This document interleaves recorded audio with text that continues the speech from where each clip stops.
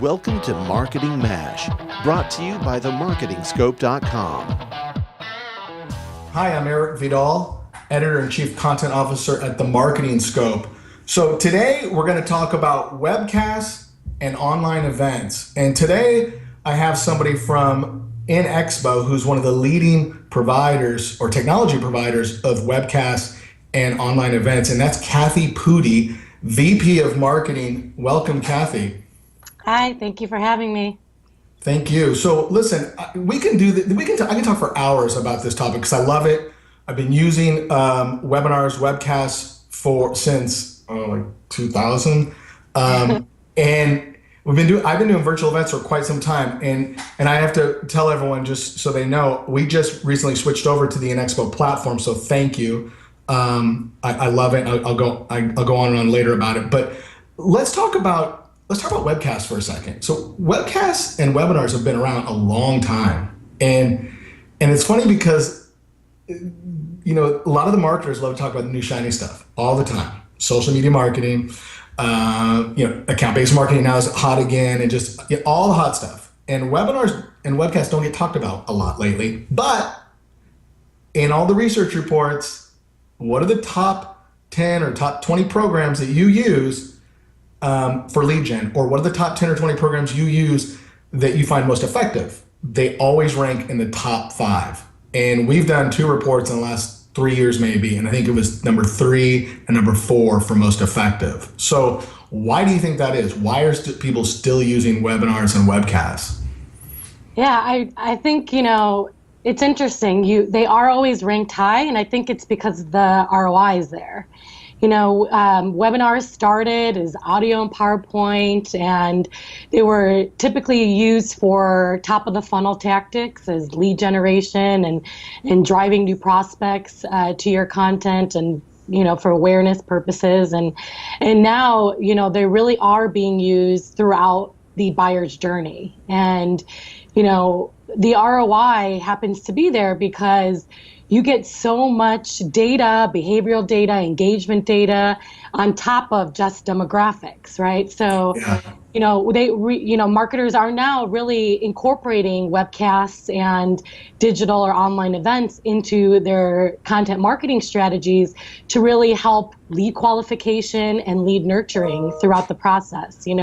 We know how hard it is to get some of this data through traditional tactics, like creating a white paper or an infographic or an ebook. And, you get very little information from those content, from those types of content. Like, you fill out a form and you get some of their demographic information, and, maybe that they were interested, but do you really know if they actually read the content, or how much time they've spent retaining some of that content, what they did with it after?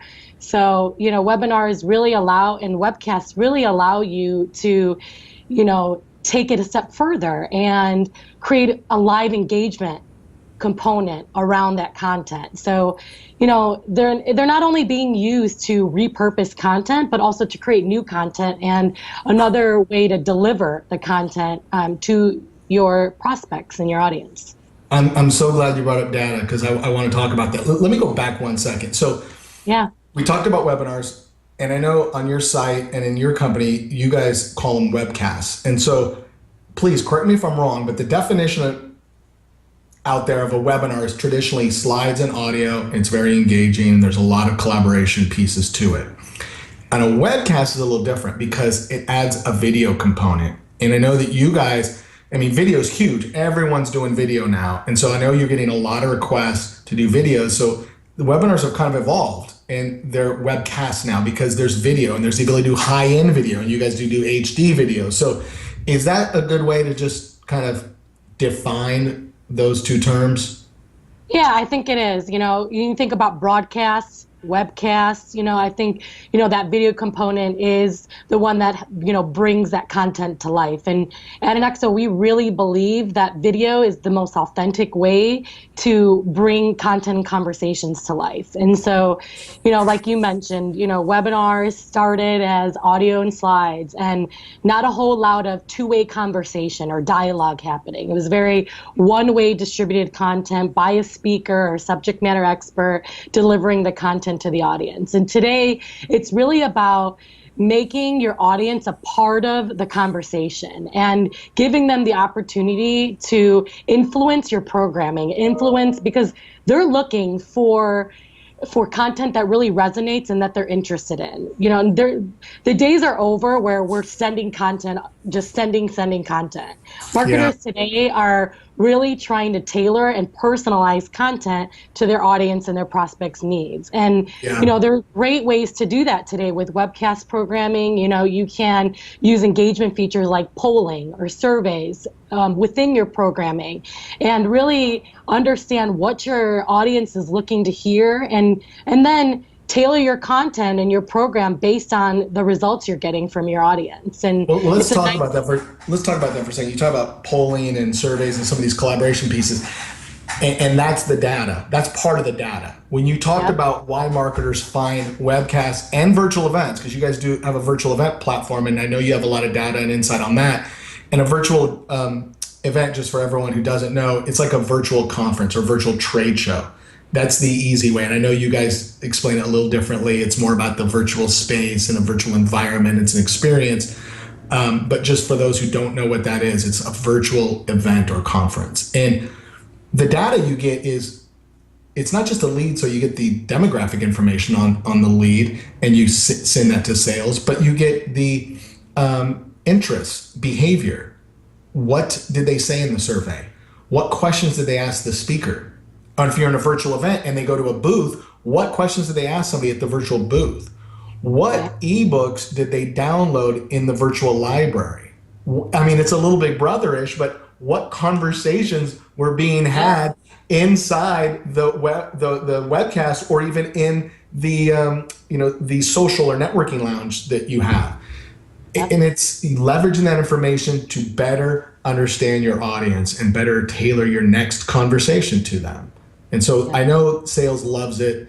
I'm sure you hear that all the time. I was just talking to someone on your staff the other day, and they talk about how, even you guys use the platform, you drink your own champagne, and the sales team loves it because they get all the detailed insight and information.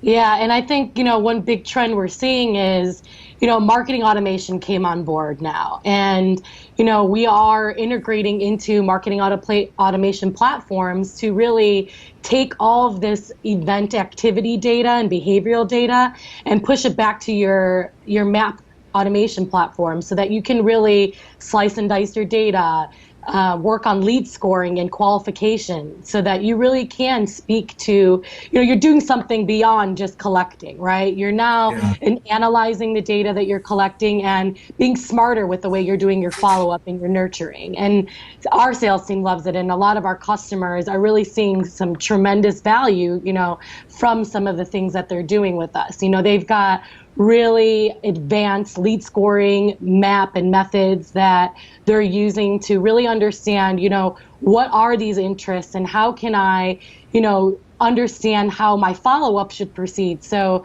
for example, we have a customer that ran an event and they had a pretty advanced lead scoring model for their event. And they knew that one of their sessions, it was a workshop, hands-on session that they had in a virtual environment. And they had a variety of different types of engagement in the environment. They had different documents to download, chat conversation, a full agenda of presentations, but they had one specific session that they knew that if the attendees were able to attend this program and stay, longer than 20 minutes in the session, then they were a priority one lead for them. And they were able to do their follow-up right away. So those are ones that were set to sales right away for follow-up because they knew that they were hot leads for them and they were, higher on the list versus some of their other leads. They, had different categories for them. Maybe they got follow-up within 2 days and maybe they needed another nurturing step to be able to pass them up to sales.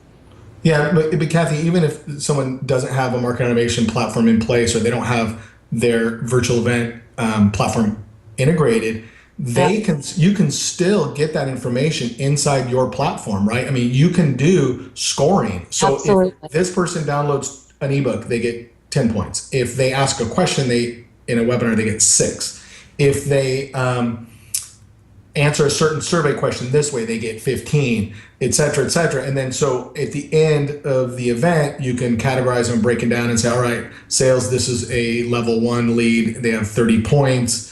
And then this is level 2 at 15 and et cetera, right? Absolutely, yeah. And we actually just released a guide to help you with lead scoring. So it's in our resources section on our website, INXPO.com. But it certainly is. You don't need to have a map automation platform. You certainly can create your own scoring model and basically tier your leads based on what activities you want to score them on. And there's so many activities today, and I think that's the beauty of webcasts and online events is, you get so much interest and insights into these people and into your attendees that you now know how to program for the future. So, I talked about using it throughout the user journey and throughout your buyer's journey. And, when you start thinking about middle of the funnel, bottom of the funnel, where, you understand and your prospects understand that they have a problem and they've acknowledged that. And now they're looking for a solution.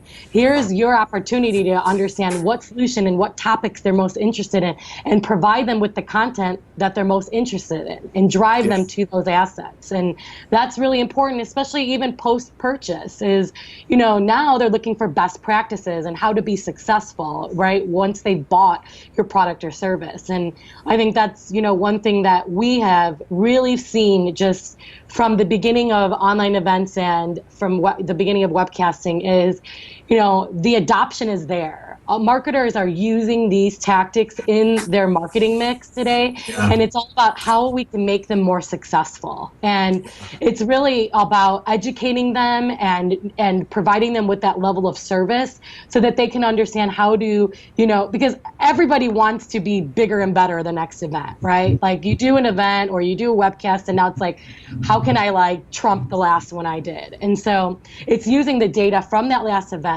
from attendee to registration conversion to what promotional tactics you use and tracking all of that information, using affiliate codes and things like that. And then going beyond that and looking into the engagement in the environment. Did you use different promotion tactics in the environment? Did you message your audience, and did you bring in social components, and did you actually interact with them? And we have this little phrase called touch your keyboard every 2 minutes, which our leadership team really believes in. It's really making them a part of the experience. This is experience marketing, right? It's touch your keyboard, and that means are they chatting? Are they talking to you? Are they asking questions? It's all about them, right? And hey, by the way, we have something similar, but it's every 3 to 4 minutes. So do I need to change it? I think 2 or to 3. I think that's totally fine. That's a lot of action, no matter what, for sure. So, hey, real quick, educate the audience on something real fast, because when we talk about virtual events, and let's go a little deeper here. Most people think about leveraging the platform for a virtual conference or a virtual trade show, very top of funnel, very educational, trying to bring in prospects and leads that way. But I was talking to someone on your staff the other day, and I know they shared some interesting insight, and I can share as well, but I'm going to leave it. I'll ask you. But what about using the platform? I'll give one example that she gave me. They used it to educate customers, and so these were already customers, and they educate customers and try to educate them on best practice on how to use the technology. And they had partners in there as well, and those partners had booths and trying to introduce them to partners as well, and some of their solutions and how they integrate and all these other things. So it was almost like a customer user conference. It was really building a community. Can you give some other examples that our audience can maybe start to think about how to use these platforms? Yeah, definitely. Trade shows. Yeah. So For user conferences, they're really highly used to, like you mentioned, best practices and really upselling and cross-selling. So once you have customers, you now can continue to educate them on how to best use the technology and the services that you're providing, but also introduce them to, different, like we have customers that use it for case studies, right? And they take advantage of sharing some of their case studies to for their audience to think about different ways they can use it in different applications. But we're also seeing a lot of growth in sales enablement and using the platform to enable the field, right? And so, it's difficult, especially if you're a globally dispersed audience or, your field is global and you want to get a message out quickly to your audience. It's there are cost savings and a lot of different things that come into place where you can get your field all within a conference environment, a virtual sales enablement or a sales kickoff type of instance. But Kathy, the thing is, what you're talking about is fantastic. I'm sorry for interrupting, but no. It's you have this event, right? Like end of January is coming up, and that's when a lot of people have their sales kickoff. So you have this virtual place, but all that great content and those conversations don't have to die. So you can always go back and get that content or training, or every month they can have another session. Okay, now we're going to do some Salesforce automation training. We're going to do some solution selling, and we're going to do some product training. It can be a live place that they go to once or twice a month a year or anytime they want, right?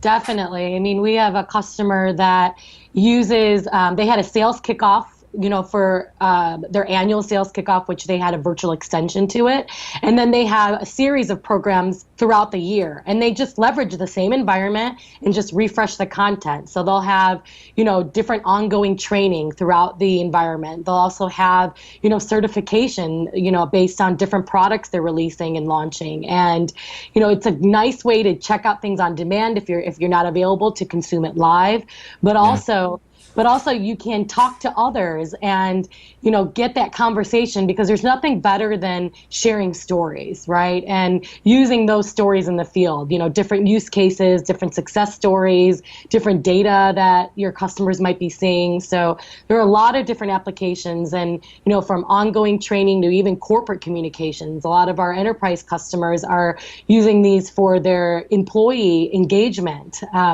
throughout their company to boost engagement and to really deliver messages globally to their audiences.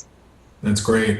Hey, so let's go back a second. So I talked about these two research reports that we did, and there's other organizations that have done something similar.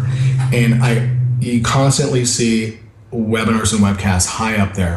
And we talked about videos trending. It's huge. I mean, your staff talks about how your customers are constantly using video now more so than just audio and slides, which is fantastic. So we get that. Then there's virtual events. And we did a report a little over a year ago, and I went and checked it, and the virtual event platform had moved up. It was in the top 10 in usage, which was a little surprising, or actually was very positive. I think it was 7th, 8th, or 9th, but it was in the top 10. So in regards to usage and effectiveness.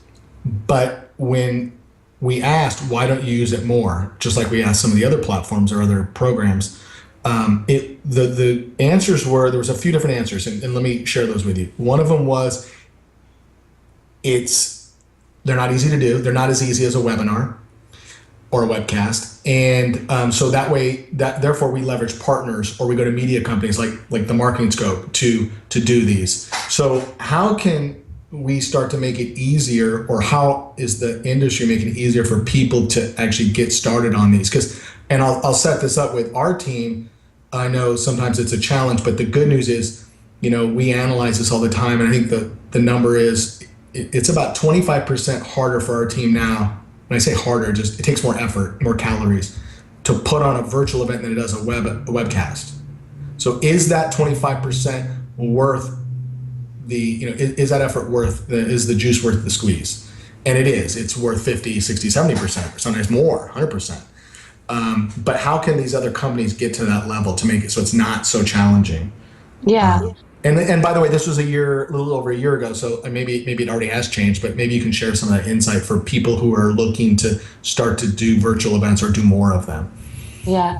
No, that's a great topic. And I think it's something that we hear often. And, it's interesting, when the events or the teams that were looking to do virtual or digital, they tend to be the event planners or the meeting planners that have done physical events. So it's a completely different tactic, right? When you talk about virtual, it's very different, right? And it needs to be approached differently. And I think what we have really noticed that over the years, the services are just as important as the technology. And so, we've coined the phrase events as a service because we believe that you need to provide end-to-end event delivery. And it starts with, and even for customers that, have a team and they're enabled on the digital side and they've done this before, or they are very familiar with webcasting, it's not that different. It just requires some different planning and some additional time.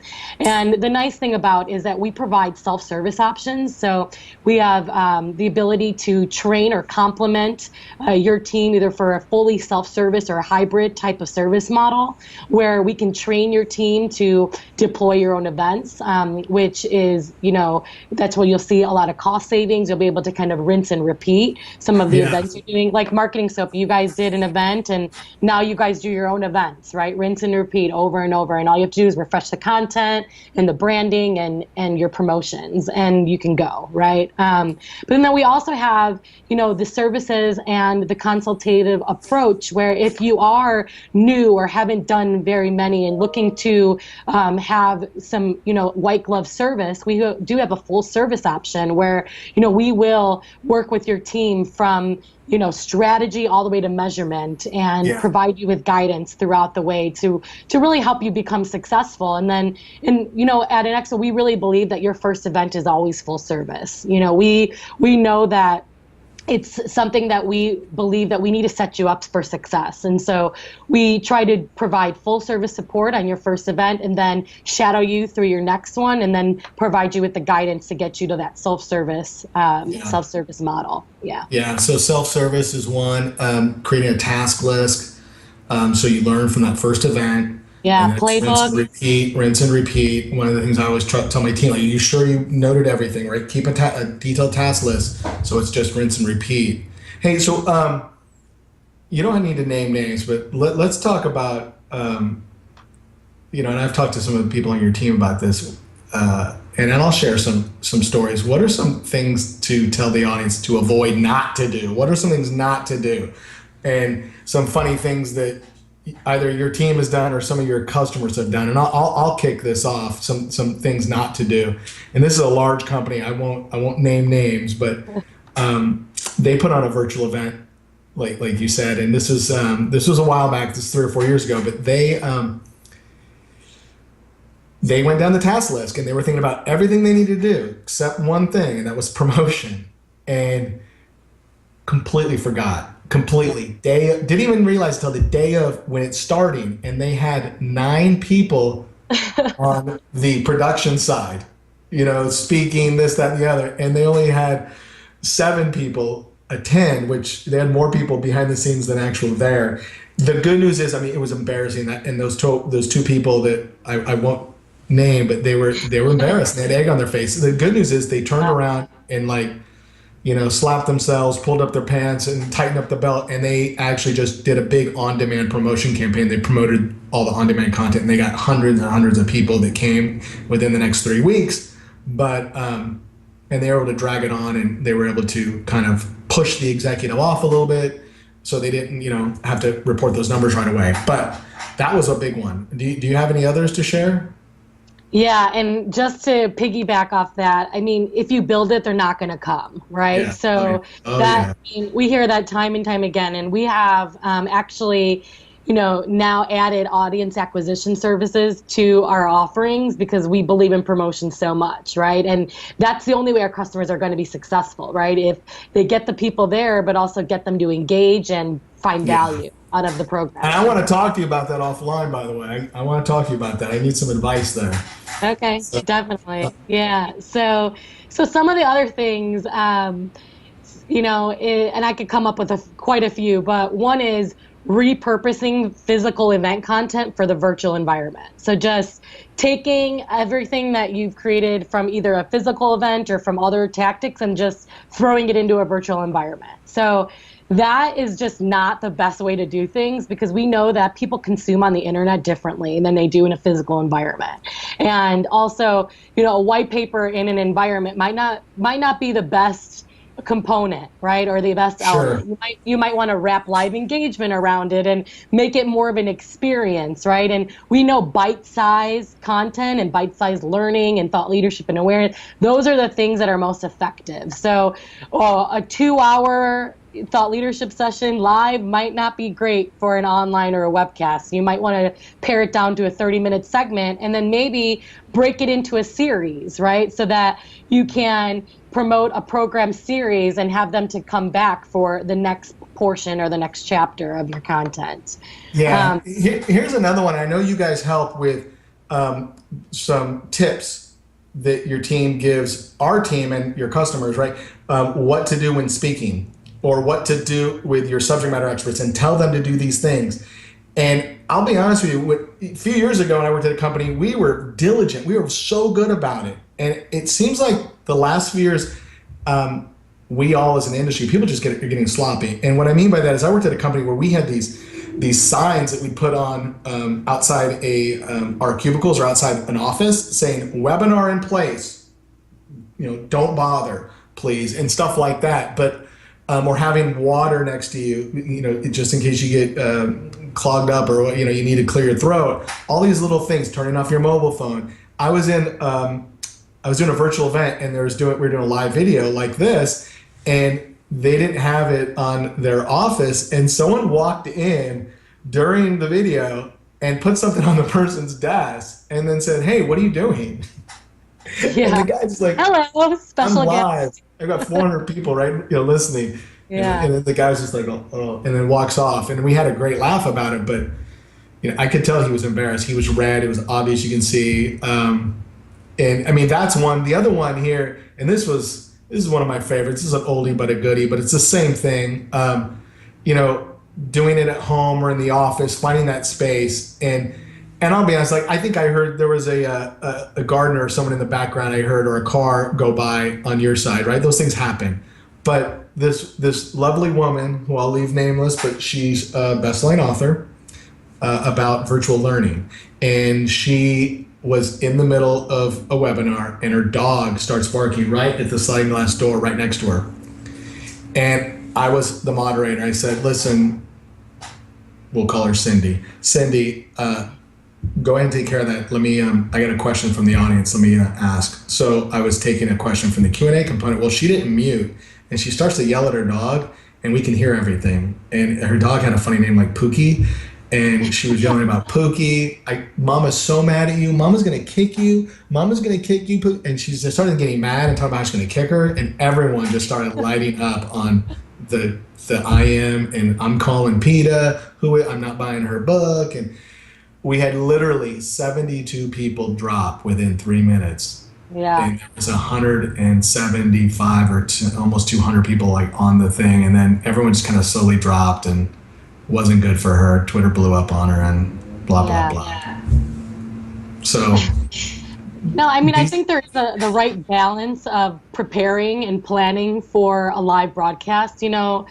Look, there's a nice balance, right? Because there are certain things in a live experience that make it very authentic, right? If you do say an or you actually stumble a little bit, people tend to say, oh, this is live. They're humans, right? They're not reading a script, right? So there's a nice portion of that, but yeah, we have tons of best practices on, setting up your camera, making sure you're nicely lit, right? Making sure you have a good microphone, a hardwired connection, so you're not dropping in and out, and in today's world, Wi-Fi is everywhere. So you might not want to do a webinar or webcast from a Starbucks. You might want to do it from, a quieter location, like an office environment, or, a quieter room in your home. But yeah, putting up signage is a really good one. We, in our offices, we have a studio. And so we've got an on-air sign above our studio doors. And when fantastic.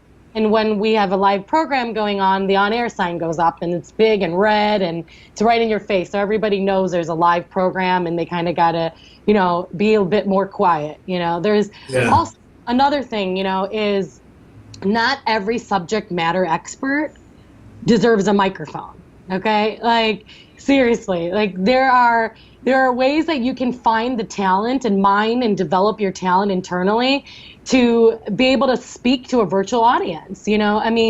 I've joined some amazing presentations that I was super interested into the content, but the delivery from the speaker just wasn't there. And so I dropped off, and I was like, I wasn't engaged and I wasn't interested because of that. And so, one of my colleagues, she does a lot of speaker training and development with our customers. And, she helps them mine and develop their talent. They hold auditions, right? You might have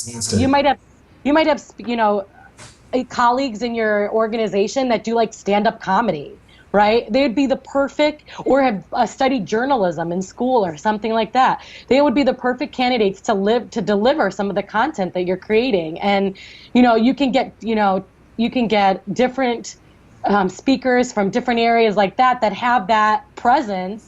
And all you have to do is provide them with the content. And I think that's easier than training people to deliver the content. But that also is possible. There are subject matter experts that, just need a little bit of guidance on how to speak to a virtual audience because it is different. And I know some things that we've done, is put up pictures next to their webcams or next to the camera of an audience or their family or friends, so that they feel like they're speaking to a group of people, which helps them kind of hone in on an audience, because it's hard when you're just talking into a camera, right, or a lens, right, to really feel like you have an audience behind it. So that's just another tip to feel like you're part of a larger group. Yeah. See, I told you I could go on and on. We can go on and on. I love this topic, and we probably need to circle back. And I think your last pieces there, updates, I think that could be a whole nother show. And I'd love to talk to your person on staff about being able to leverage talent, because we have some people here that on staff that I'd love to weave into the process as well, and get behind the camera, or in front of the camera. Yeah, so, definitely. Kathy, real fast. So we talked about webcasts, webinars. We talked about how video is just booming. We talked about virtual events. So what can people do to get started using some of these products? I think the first thing is obviously go to INXPO.com. When it comes to webinars and webcasts, they can do a Google search. They can go on the Marketing Scope site. We have some best practice guides and articles on the topic. I'm happy to help anyone on that. But when it comes to virtual events, there's not a lot of platforms out there. There's a few, and you guys are definitely head and shoulders above the rest. So how can people get started and learn more about these two platforms and some more best practices? I know you guys have a good blog. What about your email address? Can you give out the email address if anyone has questions? Definitely. So definitely, just like you mentioned, start at INXPO.com. We have a great resources section that includes different white papers, best practices guides, videos, and different resources that you can use to guide you and to really understand what your challenges are, so we can help you through that. And then like Eric mentioned, we've got a good blog running that has a variety of different topics around, online event best practices, use cases, different benefits and ROI and things like that. But if you have any other questions or want to reach my team, we're at marketing@inexpo.com, or you can always reach me at Kathy@inexpo.com. And that's I appreciate Kathy the time. With a K. That's Kathy with a K. Yep. Marketing@inexpo.com. Kathy, thank you so much. Appreciate your time and sharing all of these wonderful insights and best practices. Thank you. Definitely. Thank you. Have a good day. That's it for this episode of Marketing MASH. You can share your thoughts by following us on Twitter and Facebook. Subscribe to our podcast to keep up with the show. And of course, you can always find us by visiting themarketingscope.com.